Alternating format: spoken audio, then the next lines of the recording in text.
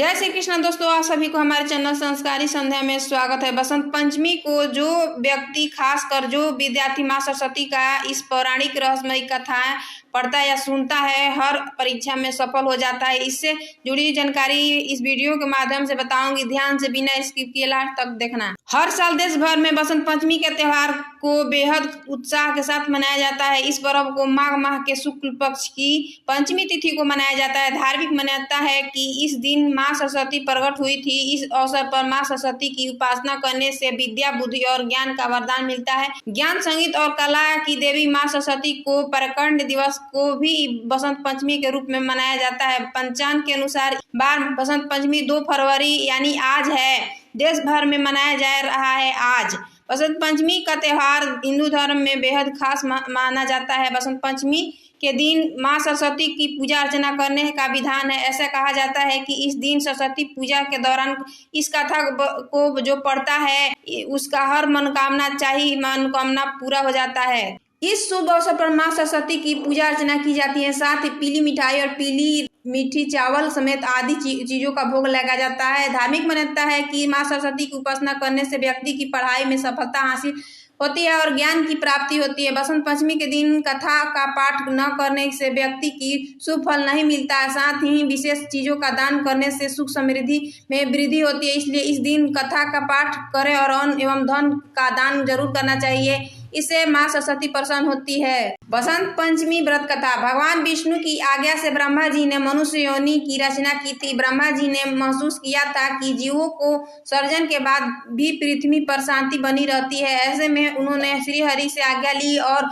अपने कमंडल से जल को पृथ्वी पर छिड़क दिया। इसके बाद पृथ्वी पर एक अद्भुत स्त्री प्रकट हुई। इस स्त्री के 6 भुजा, एक हाथ में पुष्प, दूसरे हाथ में पुस्तक, तीसरे हाथ में कमंडल और दूसरे 2 हाथों में वीणा और माला थी। ब्रह्मा जी के आदेश पर देवी ने वीणा बजाया। जब देवी ने वीणा बजाया तो पृथ्वी की चारों तरफ जीव जंतु को मधुर वाणी सुनने को मिली। इस दौरान एक उत्सव जैसा माहौल हो गया। वहीं जब ऋषियों ने भी वीणा की मधुर आवाज सुना तो वह भी आनंदित हो उठे। तब ब्रह्मा जी ने उस देवी को वाणी की देवी सरस्वती कहा। वाणी से जो ज्ञान की लहर प्राप्त हुई उसे ऋषि चेतना ने संचित कर लिया और तभी से माघ माह के शुक्ल पक्ष की पंचमी तिथि पर बसंत पंचमी को शुरुआत हो गई।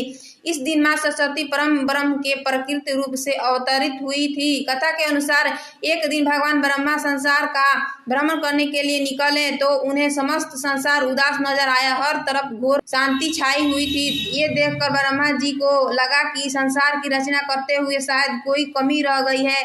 ब्रह्मा जी ने एक स्थान पर रुके और अपने कमंडल से जल निकालकर छिड़का। तब अलौकिक ज्योति पुंज के साथ एक देवी प्रकट हुई। देवी के हाथ में वीणा और चेहरे पर अत्यंत ही तेज झलक रहा था। ये देवी माँ सरस्वती थी। उन्होंने ब्रह्मा जी को प्रणाम किया, जिससे उपरांत ब्रह्मा जी ने माता सरस्वती से कहा कि इस संसार में सभी लोग मूक है, ये आपसी संवाद नहीं कर सकते। ये सुनकर माता सरस्वती ने पूछा कि प्रभु मेरे लिए क्या आज्ञा है। तब ब्रह्मा जी ने माता सरस्वती से कहा कि अपनी वीणा से इन्हें ध्वनि प्रदान करें, इससे इनके बीच संवाद हो सके और ये एक दूसरे की भावनाओं को समझ सके। भगवान ब्रह्मा की आज्ञा का पालन करते हुए माँ सरस्वती ने समस्त संसार को वीणा प्रदान की। इसके बाद से मनुष्य एक दूसरे के विचारों को समझने लगे। मान्यता अनुसार बसंत पंचमी के दिन व्रत करने वाले भक्त को ये कथा सुनने से माँ सरस्वती की असीम कृपा प्राप्त होती है और उन्हें जीवन में सफलता मिलती है। अगर आपको ये वीडियो अच्छी लगी तो चैनल को लाइक, सब्सक्राइब, मित्रों के साथ ढेर सारा शेयर कर देना। धन्यवाद। राधे राधे।